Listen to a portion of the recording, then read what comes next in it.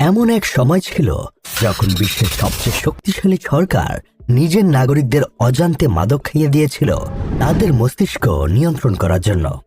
বিশ্বাস হবে, এই গল্পটা কোনো সায়েন্স ফিকশন নয়, এটা বাস্তব ইতিহাস।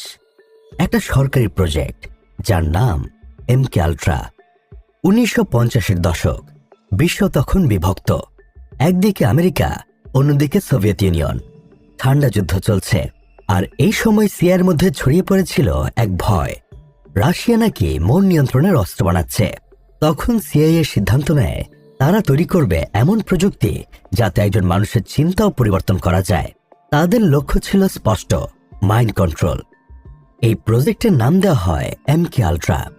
শুরু হয় 1953 সালে গোপনে। বিজ্ঞানীরা LSD, মেসকেলাইন, হিপনোসিস, ইলেকট্রোশক থেরাপি সবকিছু একসাথে ব্যবহার করছিলেন মানুষকে ভেঙে ফেলার জন্য।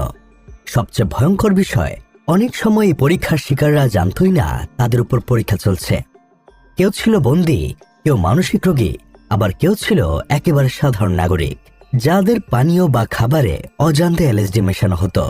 এই গোপন প্রজেক্টের নেতা ছিলেন একজন রাসায়নিক বিজ্ঞানী, ডক্টর সিডনি গটলিব। সিআইএর ভেতরে তাকে বলা হতো দ্য ব্ল্যাক সসারার, কারণ তিনি এমন ওষুধ তৈরি করেছিলেন যা একজন মানুষকে সম্পূর্ণভাবে মানসিকভাবে ভেঙে ফেলতে পারে। তিনি বিশ্বাস করতেন যদি একজন মানুষের মস্তিষ্ক সম্পূর্ণ ভেঙে ফেলা যায় তাহলে তাকে নতুন চিন্তা, নতুন স্মৃতি, এমনকি নতুন অস্মিতা দিয়েও প্রোগ্রাম করা সম্ভব। MK আল্ট্রাতে শত শত গোপন পরীক্ষা হয়েছিল, বন্দীদের উপর, রোগীদের উপর, এমনকি সিআইএ কর্মীদের উপরও। সবচেয়ে বিখ্যাত ঘটনা, ডক্টর ফ্র্যাঙ্ক ওলসন নামে এক বিজ্ঞানীর মৃত্যু। তাকে অজান্তে LSD খাওয়ানো হয়েছিল। কিছুদিন পর তিনি এক হোটেলের জানালা থেকে পড়ে মারা যান। সরকার প্রথমে বলেছিল আত্মহত্যা, কিন্তু পরবর্তীতে জানা যায় এটা ছিল MK আল্ট্রার ভেতরের গোপন রহস্য ঢাকতে দেওয়া সাইলেন্সিং অপারেশন। 1973 সালে সিআইএর পরিচালক রিচার্ড হেমস এই প্রজেক্টের প্রায় সব ডকুমেন্ট ধ্বংসের নির্দেশ দেন, কিন্তু কিছু নথি বেঁচে যায়। আর সেগুলো থেকেই 1977 সালে MK আল্ট্রার ভয়াবহ সত্য ফাঁস হয়। কংগ্রেসে গঠিত হয় চার্চ কমিটি, যারা তদন্তে আবিষ্কার করে এটা ছিল ইতিহাসে সবচেয়ে বড় অবৈধ মানব পরীক্ষা। সরকার বলেছে MK আল্ট্রা 1973 সালে বন্ধ করা হয়েছে, কিন্তু প্রশ্ন থেকে গেছে আসলে কি শেষ হয়েছে?